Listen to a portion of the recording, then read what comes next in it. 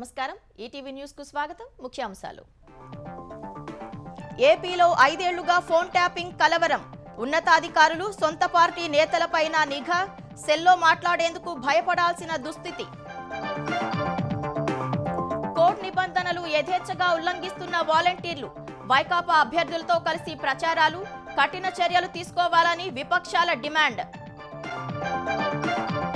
తెలంగాణలో కాంగ్రెస్ అభ్యర్థుల జాబితాపై ఎడతెగని కసరత్తు 5 నియోజకవర్గాలపై పీఠముడి నేడు 6 స్థానాలకు ప్రకటించే అవకాశం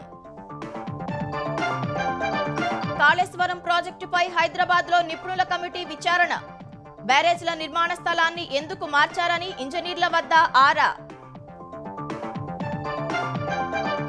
కవిత అరెస్టులో నిబంధనల ఉల్లంఘన జరగలేదన్న ఢిల్లీ కోర్టు మద్యం కేసులో భారాస ఎమ్మెల్సీ పాత్రపై ఆధారాలున్నాయని వెల్లడి ఎన్నికల్లో ఉచిత హామీలను నిషేధించాలంటూ సుప్రీంకోర్టులో పిటిషన్ చాలా ముఖ్యమైన వ్యాజ్యమన్న సీజేఐ నేడు విచారణకు నిర్ణయం రష్యా ఉక్రెయిన్ అధ్యక్షులతో ప్రధాని మోదీ చర్చలు సంక్షోభ నివారణకు చర్చలే మార్గమని సూచన తమ దేశాల్లో పర్యటించాలని ఇరువురి ఆహ్వానం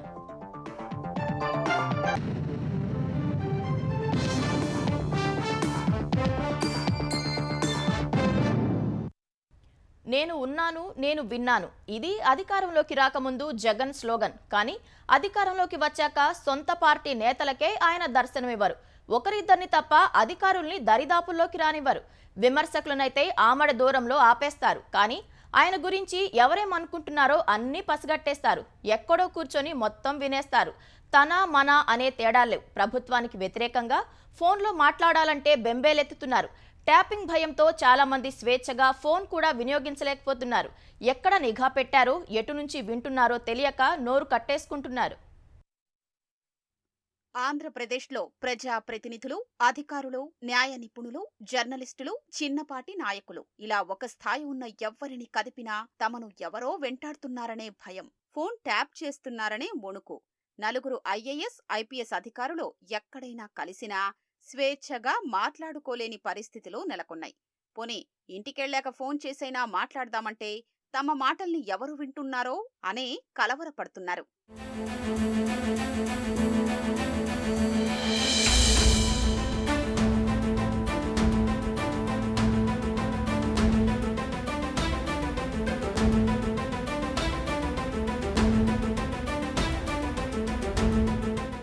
సామాజిక మాధ్యమాల్లో విమర్శనాత్మక పోస్టులు పెడితేనే అక్రమ కేసులు పెట్టి వేధిస్తున్న సర్కార్ మొబైల్ ఫోన్లోనూ స్వేచ్ఛగా మాట్లాడుకోలేని పరిస్థితుల్లోకి నెట్టిందనే ఆందోళన వివిధ వర్గాల వారిని అనుక్షణం వెంటాడుతోంది అందుకే చాలా మంది నోరు కట్టేసుకోవడమే మంచిదనే నియమం పాటిస్తున్నారు రాష్ట్రంలో ట్యాపింగ్ కు తమ పరాభేదం లేదనే పరిస్థితి నెలకొంది చాలా మంది అధికారులు నేతలైతే 5 ఏళ్లుగా సాధారణ కాల్స్ చేయడం అనే మాటే మర్చిపోయారు మెసేజెస్ కూడా చేయటం లేదు వాట్సాప్ సిగ్నల్ ఫేస్ టైమ్ యాప్లు ఉపయోగిస్తున్నారు ప్రభుత్వ అధికారుల్లో 90% మంది ఎవరితో ఫోన్లో మాట్లాడాలన్నా వణికిపోతున్నారు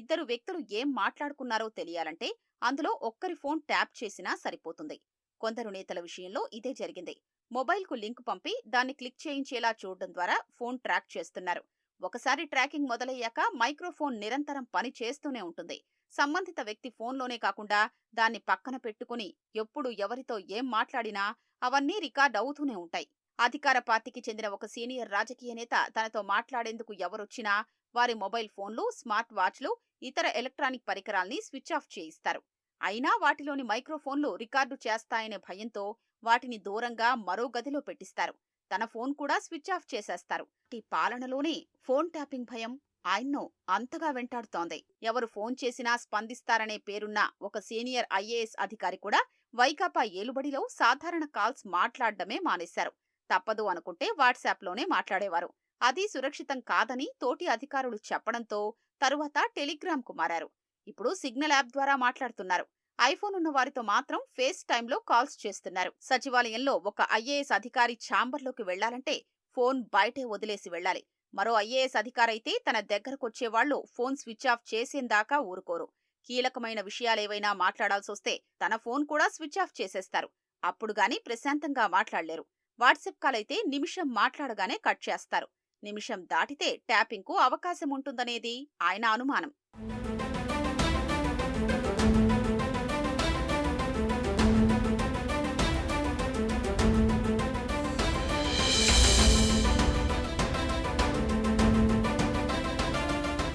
ఇక ప్రభుత్వానికి వ్యతిరేకంగా పత్రికల్లో ఏదైనా ప్రతికూల వార్త వచ్చిందంటే చాలు, ఆ రోజు సంబంధిత కార్యాలయ అధికారులకు వణుకే. ఉదయం 7 గంటల్లోపే సీఎం కార్యాలయం నుంచి ఫోన్ వస్తుంది. సంబంధిత విలేకరి కార్యాలయానికొచ్చి ఎవరిని కలిశారో ఆరా తీస్తారు. లేదంటే ఆయనతో ఎవరెవరు ఫోన్లో మాట్లాడారో తెలుసుకునేందుకు అక్కడి ఉన్నతాధికారులే ప్రయత్నిస్తారు. ఆ వెంటనే ఉన్నతాధికారి దగ్గరకు వెళ్లి ఫలానా విలేకరి ఫోన్ చేశాడని, తాము ఎలాంటి సమాచారమూ ఇవ్వలేదని వివరణ ఇచ్చుకుంటారు.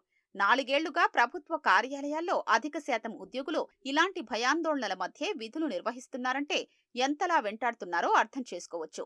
ఉపాధ్యాయ యూనియన్ల నుంచి అంగన్వాడీ సంఘాల నేతల వరకు హామీ నెరవేర్చాలని కోరే నిరుద్యోగుల సంఘం ప్రతినిధులు మొదలు, చేసిన పనులకు బిల్లులు ఇవ్వమని కోరే గుత్తేదారుల సంఘం వరకు అందరిలోనూ ట్యాపింగ్ భయమే. ఎవరితోనైనా మాట్లాడితే చాలు, గంటల వ్యవధిలోనే పోలీసులు వారి ఇళ్ల వద్ద నిఘా పెడుతున్నారు. ఫోన్ ట్యాపింగ్ చెయ్యకపోతే తాము మాట్లాడిన వాళ్ల ఇళ్ల వద్దకే పోలీసుల్ని ఎలా పంపగలరు అన్నది యూనియన్ నాయకుల ప్రశ్న.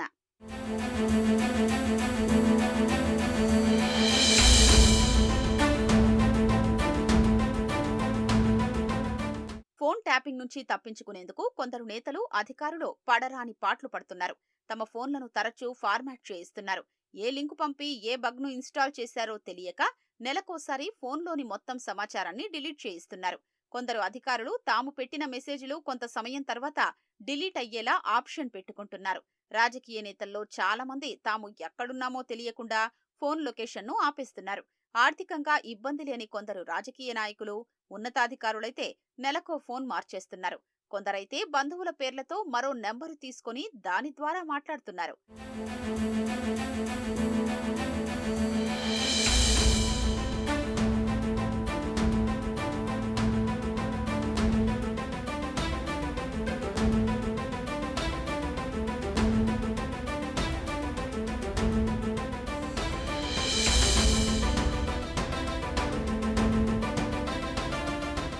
వైకాపా ప్రభుత్వం ఇంటెలిజెన్స్ లో వివిధ విభాగాల్ని ఏర్పాటు చేయడం ద్వారా ఎవరి ఫోన్ అయినా ట్యాప్ చేసేంత సాంకేతికత సమకూర్చుకుందనే ఆందోళన వ్యక్తమవుతోంది. తెలంగాణలో ఎస్ఐబి విభాగంలో పనిచేసిన డీఎస్పీ ప్రణీత్రావు అరెస్టు వ్యవహారం ఇప్పుడు ఏపీలోనూ చర్చనీయాంశమైంది.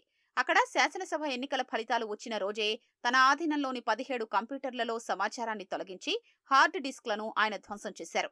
అధికార పార్టీ నేతలే ఆయన ద్వారా తమకు వ్యతిరేకులైన వారి ఫోన్లను ట్యాప్ చేయించారని, ప్రభుత్వం మారడంతో అవన్నీ బయటకొస్తాయనే భయంతోనే ఇలా చేశారనే ఆరోపణలు ఆయనపై ఉన్నాయి. ఆంధ్రప్రదేశ్లో అంతకు మించిన భయాలు అన్ని వర్గాలను వెంటాడుతున్నాయి. వైకాపా ఘోరంగా ఓడిపోతుందని తెలిసే అరాచకాలకు పాల్పడుతుందని తెలుగుదేశం నేత బొండా ఉమా విమర్శించారు. ప్రత్యర్థుల ఫోన్లు అక్రమంగా వినడం న్యాయమా అని ఆయన ప్రశ్నించారు. జగన్, పెద్దిరెడ్డి, సజ్జల రామకృష్ణారెడ్డి ఆదేశాలు పాటించే ఇదంతా చేస్తున్నారని ఆరోపించారు. జగన్ ప్రభుత్వం నిరంతరం ఫోన్ ట్యాపింగ్ చేస్తోందని, తమతో పాటు అధికారుల ఫోన్లపైన నిఘా ఉంచారని తెలిపారు. మంత్రులు ఇచ్చిన ప్రకటనలే ఇందుకు నిదర్శనమని పేర్కొన్నారు. ఎన్నికల్లో కుట్రలు, కుతంత్రాలతో గెలవాలని వైకాపా చూస్తోందన్న ఆయన ఆ పార్టీ అరాచకాలపై కేంద్ర, రాష్ట్ర ఎన్నికల సంఘాలకు ఫిర్యాదు చేస్తామని తెలిపారు. అక్రమాలకు పాల్పడుతున్న అధికారులపై తక్షణమే చర్యలు తీసుకోవాలని బొండా ఉమా డిమాండ్ చేశారు.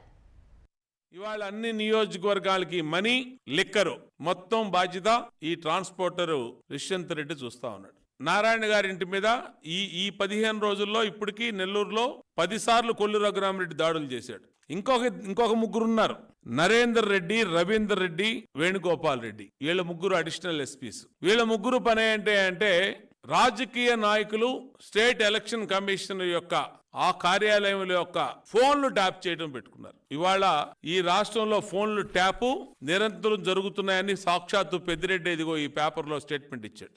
ఇంకొక మంత్రి అమర్నాథ్ రెడ్డి, ఇద్దరు ఇచ్చినటువంటి స్టేట్మెంట్స్ కూడా నేను ప్రెస్ క్లిప్పింగ్స్ కూడా చూపిస్తా ఉన్నా. తెలంగాణ కాంగ్రెస్ లోక్సభ అభ్యర్థుల ఎంపిక ఇంకా కొలిక్కి రాలేదు. ఖమ్మం, వరంగల్, కరీంనగర్, నిజామాబాద్, భువనగిరి నియోజకవర్గాల టికెట్లకు పోటీ తీవ్రంగా ఉండటం వల్ల పీఠముడి వీడలేదు. మరో 2-3 రోజుల్లో ఢిల్లీలో మళ్లీ జరిగే పార్టీ కేంద్ర ఎన్నికల కమిటీ సమావేశంలో ఈ నియోజకవర్గాల అభ్యర్థులపై అధిష్టానం నిర్ణయం తీసుకోనుంది. ఈ నెల 19న జరిగిన సిఈసి సమావేశంలో 6 నియోజకవర్గాలకు అభ్యర్థుల ఎంపిక దాదాపు పూర్తయింది. మొత్తం 7 స్థానాలకు ఒక్కో పేరును రాష్ట్ర స్క్రీనింగ్ కమిటీ సిఫార్సు చేసినా వాటిలో భువనగిరిపై ఏకాభిప్రాయం కుదరక పక్కన పెట్టారు. మిగిలిన 6 స్థానాలైన పెద్దపల్లి, నాగర్ కర్నూల్, చేవెళ్ల, మల్కాజ్గిరి, సికింద్రాబాద్, ఆదిలాబాద్ అభ్యర్థులను హస్తం పార్టీ ఇవాళ అధికారికంగా ప్రకటించనుందని సమాచారం. ఖమ్మం, వరంగల్, కరీంనగర్, నిజామాబాద్, మెదక్, భువనగిరి, హైదరాబాద్ స్థానాలకు మరో దఫా జరిగే సిఈసి సమావేశంలో పేర్లు ఖరారు చేయనున్నారు. నాగర్ కర్నూల్, పెద్దపల్లి టికెట్లకు మాల వర్గానికి చెందిన వారిని సిఈసి దాదాపు ఖరారు చేయడంతో వరంగల్కు మాదిగ వర్గానికి చెందిన అభ్యర్థిని ఎంపిక చేయాలని పార్టీ నిర్ణయించింది. మేడిగడ్డతో పాటు అన్నారం, సుందిళ్ల ఆనకట్టల నిర్మాణ స్థలాన్ని ఎందుకు మార్చాల్సి వచ్చిందనే అంశంపై జాతీయ డ్యామ్ సేఫ్టీ అథారిటీ నిపుణుల కమిటీ ఆరా తీసింది. నేల స్వభావాన్ని పరీక్షించాకే నిర్ణయం తీసుకున్నారా అని అధికారులను ప్రశ్నించింది. తెలంగాణ ప్రభుత్వ విజ్ఞప్తి మేరకు రాష్ట్రంలో రెండోసారి పర్యటిస్తున్న కమిటీ బుధవారం హైదరాబాద్లో వివిధ విభాగాల ఇంజనీర్లతో సమావేశమైంది. గతంలో ఈఎన్సీ జనరల్గా పనిచేసిన మురళీధర్, రామగుండం ఈఎన్సీగా ఉండి మేడిగడ్డ, అన్నారం, సుందిళ్ల ఆనకట్టల నిర్మాణాన్ని పర్యవేక్షించిన నల్లా వెంకటేశ్వర్లతో వేర్వేరుగా భేటీ అయింది. 3 ఆనకట్టలకు సంబంధించిన నాణ్యత, నిర్వహణ, పియర్స్ ఎందుకు కుంగి ఉండవచ్చో అడిగారు. దిగువన ఇసుక కదలిక, సీకెంట్ ఫైల్స్ గురించి అడిగినట్లు సమాచారం. ENC general, hydrology investigation, central design organisation ఇంజనీర్లతోనూ కమిటీ విడివిడిగా సమావేశమైంది. ఆనకట్టల నిర్మాణానికి సంబంధించి మొదట పెట్టిన గడువు, తర్వాత తక్కువ సమయంలో పూర్తి చేయాల్సిన పరిస్థితి, నిర్మాణ క్రమంలో తీసుకున్న జాగ్రత్తలు, క్వాలిటీ కంట్రోల్ గురించి ఆరా తీసింది. ఏ ఆమోదానికి ఎవరు బాధ్యులు, లోపాలను గుర్తించాల్సిన వారు ఎవరు, ఏం చేశారు అన్న కోణంలో ప్రశ్నలు అడిగినట్లు సమాచారం. కొందరు ఇంజనీర్లు అడిగిన సమాధానం ఇవ్వకపోవడం, సంబంధం లేనట్లు వ్యవహరించడంపై కమిటీ చైర్మన్ చంద్రశేఖర్ అయ్యర్ అసహనం వ్యక్తం చేసినట్లు తెలిసింది.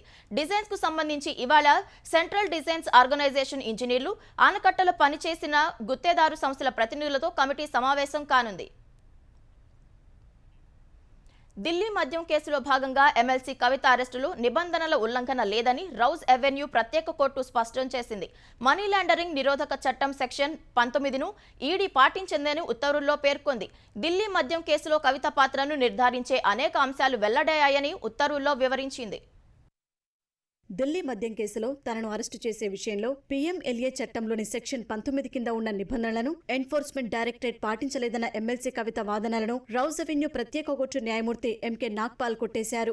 ఆమె అరెస్టు విషయంలో ఈడీ నిబంధనల ప్రకారమే నడుచుకుందని స్పష్టం చేశారు. ఈ నెల 15న హైదరాబాద్లో ఆమెను ఈడీ అరెస్టు చేసింది. 16న కోర్టులో హాజరుపరిచి కస్టడీ కోరుతూ పిటిషన్ దాఖలు చేసింది. ఆ పిటిషన్పై న్యాయమూర్తి వెలువరించిన తీర్పు కాపీ తాజాగా బయటకొచ్చింది. ఢిల్లీలోని ప్రజాప్రతినిధులు, ప్రభుత్వ ఉద్యోగులకు 100 కోట్ల రూపాయల లంచాలు ఇచ్చిన సౌత్ గ్రూప్ లో నిందితురాలు భాగస్వామిగా ఉన్నట్లు, ఢిల్లీ ఎక్సైజ్ విధానాన్ని తమకు అనుకూలంగా మలుచుకోవడానికి తొలి నుంచి నేరపూరిత కుట్రలో పాలుపంచుకున్నట్లు ఆరోపణలు ఉన్నాయని ప్రత్యేక న్యాయమూర్తి నాగ్పాల్ తన ఉత్తర్వుల్లో పేర్కొన్నారు. ఈ కేసులో సహ నిందితులుగా ఉండి తర్వాత అప్రూవర్లుగా మారిన పి శరత్ చంద్రారెడ్డి, మాగుంట రాఘవ్, దినేష్ అరోడా, ఇతర సహ నిందితులు సమీర్ మహేంద్రు, గోరెట్ల బుచ్చిబాబు, సాక్షి మాగుంట శ్రీనివాసులరెడ్డి, వి శ్రీనివాసరావు, గోపి కుమారన్లు ఇచ్చిన వాంగ్మూలాలు నిందితురాలి పాత్రకు అద్దం పడుతున్నాయని అన్నారు. కవితతో సమావేశమైన తర్వాతే మాగుంట శ్రీనివాసులరెడ్డి, అతని కుమారుడు మాగుంట రాఘవులు ఆమె అనుచరుడైన గోరెంట్ల బుచ్చిబాబుకు 2 విడతల్లో 25 కోట్లు ఇచ్చినట్లు రికార్డులోకి వచ్చిందని పేర్కొన్నారు. ఈ మొత్తంలో సగం తాను చెల్లిస్తానని నిందితురాలు హామీ ఇచ్చారని, ఇచ్చిన ముడుపులను తిరిగి రాబట్టుకోవడానికి టోకు వ్యాపార సంస్థ ఇండోస్పిరిట్ లో భాగస్వామిగా చేర్చిన అరుణ్ రామచంద్రన్ పిల్లై నిందితురాలి ప్రతినిధి లేదా బినామిని అని ఉత్తర్వుల్లో పేర్కొన్నారు. కొన్ని మొబైల్ ఫోన్లను ఫార్మాట్, ట్యాంపరింగ్ చేసినట్లు ఆమెపై ఆరోపణలు ఉన్నాయన్న న్యాయమూర్తి మనీ లాండరింగ్ నేరంలో భాగస్వామి కావడంతో పాటు కీలక పాత్ర పోషించినట్లు రికార్డులు చెబుతున్నాయని తెలిపారు. దర్యాప్తు అధికారి సమర్పించిన కేసు ఫైల్ను పరిశీలిస్తే విచారణకు ఆమె హాజరు కాకపోవడం వల్ల దర్యాప్తు స్తంభించినట్లు కనిపిస్తోందన్న న్యాయమూర్తి నాగ్పాల్, నేరపూరిత ఆదాయంలోని ప్రధాన భాగాన్ని వెలికితీయడానికి ఆమెను విచారించాల్సిన అవసరం కనిపిస్తోందన్నారు. పీఎంఎల్ఏలోని సెక్షన్ 19 కింద పొందుపరిచిన అన్ని రకాల రక్షణలను అనుసరించే నిందితురాలిని ఈడీ అధికారులు అరెస్టు చేయడమే కాకుండా అందుకు కారణాలను ఆమెకు లిఖితపూర్వకంగా ఇచ్చారని స్పష్టం చేశారు. ఇందులో చట్టంలోని నిబంధనల ఉల్లంఘన కనిపించలేదని వివరించారు. మరోవైపు ఢిల్లీ మద్యం కేసులో ఈడీ తనను అరెస్టు చేయడాన్ని సవాల్ చేస్తూ సుప్రీంకోర్టులో కవిత ఈ నెల 18న దాఖలు చేసిన రిట్ పిటిషన్ రేపు justice Sanjiv Khanna, justice MM Sundaresh, justice Bela M త్రివేదిలతో కూడిన ధర్మాసనం ముందు విచారణకు రానుంది. ఈ మేరకు సుప్రీంకోర్టు రిజిస్ట్రీ లిస్ట్ చేసింది. ఎన్నికల నియమావళిని ఉల్లంఘిస్తూ ప్రచారంలో పాల్గొంటున్న వాలంటీర్లపై అధికారులు చర్యలు తీసుకున్నప్పటికీ వారి తీరు మారటం లేదు. నిత్యం వైకాపా నాయకుల ప్రచారంలో వాలంటీర్లు, స్టోర్ డీలర్లు పాల్గొంటూనే ఉన్నారు. పశ్చిమ గోదావరి జిల్లా ఉణుదూరులో ఎన్నికల కోడ్ అతిక్రమించిన 9 మంది వాలంటీర్లను జిల్లా ఎన్నికల అధికారి తొలగించారు. 2 రోజుల క్రితం వైకాపా ప్రచారంలో వీరంతా పార్టీ కండువాలు వేసుకుని మరీ పాల్గొన్నారని తెలుగుదేశం నాయకులు కలెక్టర్కు ఫిర్యాదు చేశారు. మొగల్తూరు మండలం పాతపాడులో నరసాపురం వైకాపా అభ్యర్థి ముదునూరి ప్రసాదరాజు నిర్వహించిన ఎన్నికల ప్రచారంలోనూ వాలంటీర్లు పాల్గొన్నారు. కృష్ణా జిల్లా గిలకలదిండిలో ఎమ్మెల్యే పేర్ని నాని నిర్వహించిన ప్రచారంలో ఓ వాలంటీర్ పాల్గొన్నారు. ప్రకాశం జిల్లా కొప్పోలు సచివాలయం ఉద్యోగులు, వాలంటీర్లు వైకాపా నేతలతో పాటు ఇంటింటి ప్రచారంలో పాల్గొనడం సహా సామాజిక మాధ్యమాల్లోనూ ప్రచారానికి తెరలేపారు. పౌరులకు సమాచారం చేరవేయడం కోసం ఏర్పాటు చేసిన వాట్సాప్ గ్రూప్లో జగన్ కు అనుకూలంగా ఎన్నికల సర్వేలు, పాటలు పెడుతూ వైకాపాకు ఓటేయాలని పోస్టులు పెడుతున్నారు. ఎన్నికల కోడ్ ఉల్లంఘిస్తున్న వారిపై పూర్తి స్థాయిలో చర్యలు తీసుకోవాలని ప్రతిపక్ష నాయకులు డిమాండ్ చేశారు.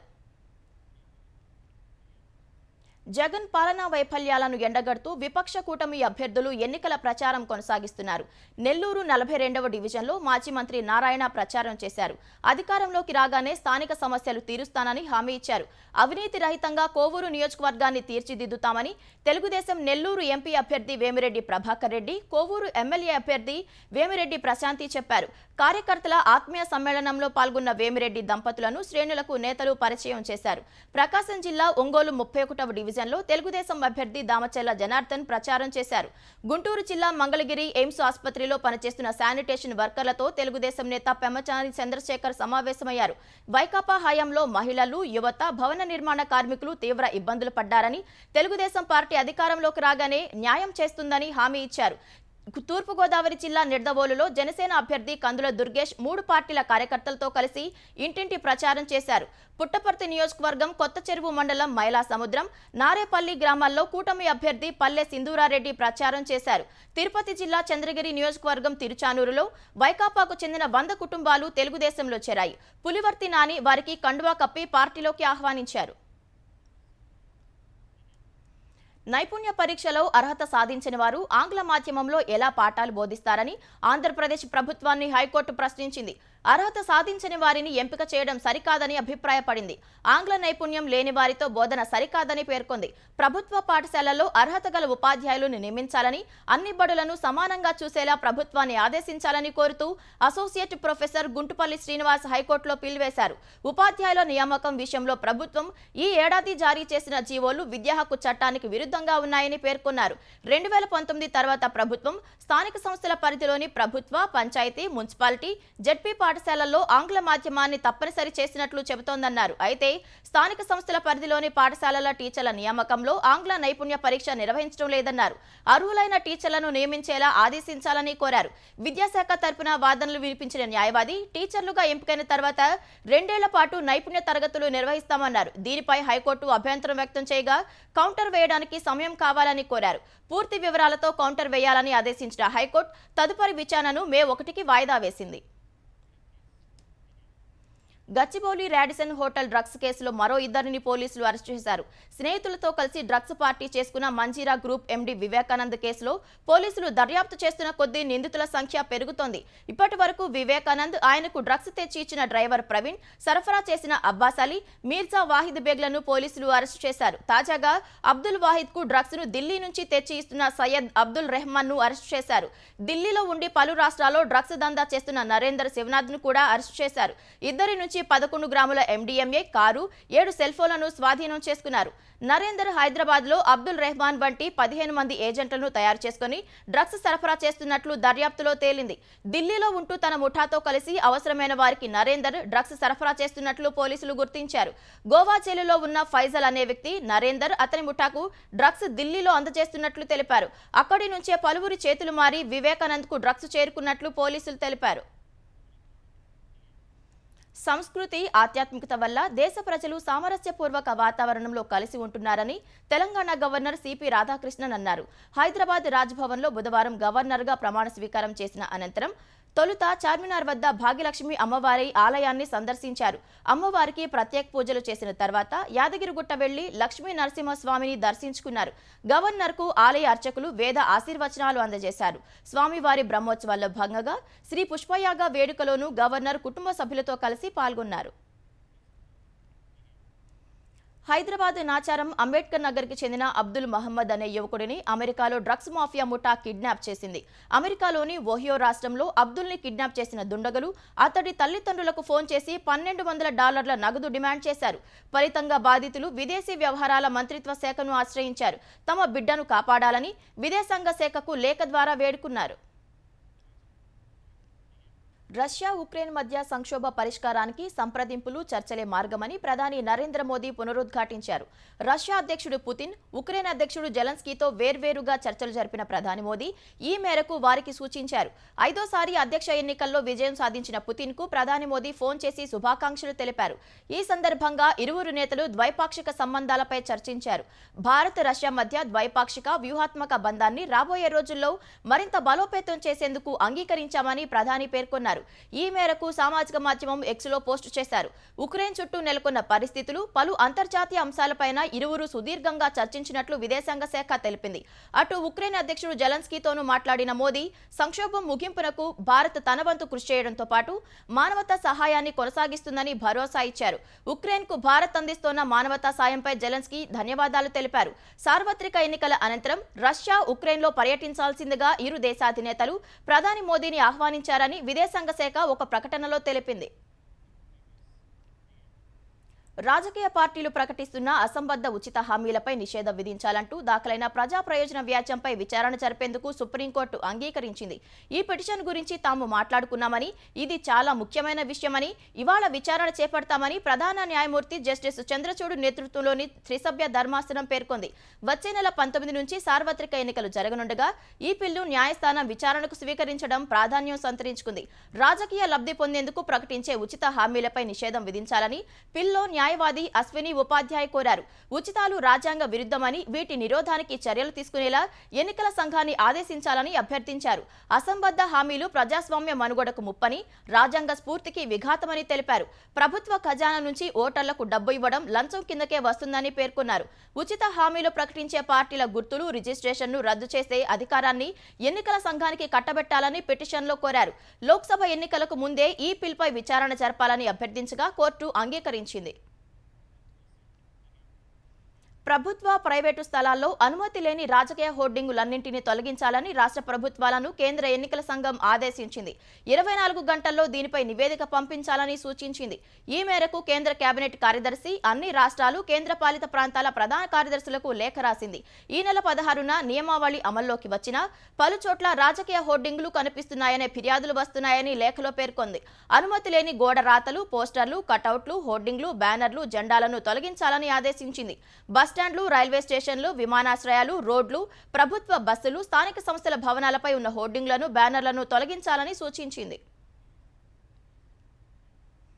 కేంద్ర మంత్రి భాజపా నాయకురాలు శోభా కరంద్లాజే ఎన్నికల నియమావళిని ఉల్లంఘించారని డీఎంకే ఇచ్చిన ఫిర్యాదుపై తక్షణమే తగిన చర్యలు తీసుకోవాలని కేంద్ర ఎన్నికల సంఘం కర్ణాటక ప్రధాన ఎన్నికల అధికారిని ఆదేశించింది. ఈ వ్యవహారంపై 48 గంటల్లోగా నివేదిక ఇవ్వాలని పేర్కొంది. బెంగళూరులోని రామేశ్వరం కేఫే ఐఈడీ బాంబు పేలుడుకు తమిళనాడుకు చెందిన వ్యక్తే కారణమని కేంద్ర మంత్రి శోభా కరంద్లాజే ఆరోపించారు. తమిళనాడు పౌరులను ఉగ్రవాదులుగా చిత్రీకరించేలా శోభా కరంద్లాజే వ్యాఖ్యలు ఉన్నాయని డీఎంకే కేంద్ర ఎన్నికల సంఘానికి ఇచ్చిన ఫిర్యాదులో పేర్కొంది. అటు తాను చేసిన వ్యాఖ్యలు వివాదాస్పదం కావడంతో కేంద్ర మంత్రి శోభా కరంద్లాజే క్షమాపణలు చెప్పారు. తన వ్యాఖ్యలు వెనక్కి తీసుకుంటున్నట్టు ఎక్స్లో పోస్ట్ చేశారు. భారత ప్రధాన న్యాయమూర్తి సభ్యుడిగా లేని ఎంపిక కమిటీ నూతన ఎన్నికల కమిషనర్లు నియమించడం సరైన నిర్ణయమని సుప్రీంకోర్టులో కేంద్రం పేర్కొంది. ప్రధాన ఎన్నికల కమిషనర్, ఇతర ఎన్నికల కమిషనర్ల నియామకాల చట్టం 2023లో సీజేఐకు చోటు కల్పించకపోవడాన్ని సమర్థించుకుంది. కమిటీలో న్యాయ సభ్యుడు ఉంటేనే ఎన్నికల సంఘం స్వతంత్రంగా వ్యవహరిస్తుందన్న వాదన సరికాదని తెలిపింది. ఈ మేరకు న్యాయశాఖ ప్రమాణ పత్రం దాఖలు చేసింది. నూతన చట్టం ప్రకారం హడావిడిగా కొత్త ఈసీల నియామకం జరిపామన్నది సరికాదని స్పష్టం చేసింది. పూర్తి కార్యనిర్వాహక విచక్షణతో నియమించిన కాలంలోనూ ఎన్నికల కమిషనర్లు తటస్థంగా, ప్రభావవంతంగా విధులు నిర్వహించారని తెలిపింది. చెప్పింది. ప్రధాన ఎన్నికల కమిషనర్కు రాజ్యాంగంలోనే రక్షణ ఉందని, అది ఆయనకు నిష్పక్షపాతంగా పనిచేసే అవకాశం కల్పిస్తుందని పేర్కొంది. 2023 నాటి చట్టం రూపొందించకముందు ఎన్నికల కమిషనర్లు నియామక కమిటీలో ప్రధాని, సీజేఐ, విపక్ష నేత సభ్యులుగా ఉండగా కొత్త చట్టం ప్రకారం ఏర్పడిన కమిటీలో సీజేఐ స్థానంలో కేంద్ర మంత్రికి చోటు కల్పించారు. దీన్ని కాంగ్రెస్ నేత జయా ఠాకూర్తో పాటు ప్రజాస్వామ్య సంస్కరణ సంఘం ఏడీఆర్ సుప్రీంకోర్టులో సవాల్ చేసింది.